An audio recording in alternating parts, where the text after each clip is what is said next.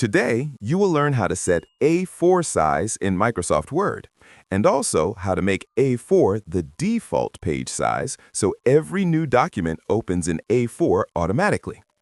First, open Microsoft Word on your laptop. Go to the Layout tab at the top menu. Click on Size.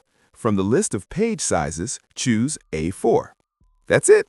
Your current document is now set to A4 size.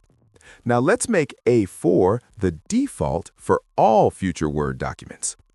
Again, go to the Layout tab. Click the small arrow icon in the Page Setup section to open more settings. In the Page Setup window, make sure paper size is set to A4.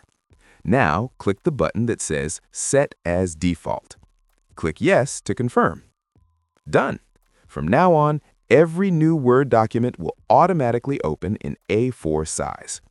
If this video helped you, please like the video, subscribe for more simple Word and computer tutorials. Thanks for watching.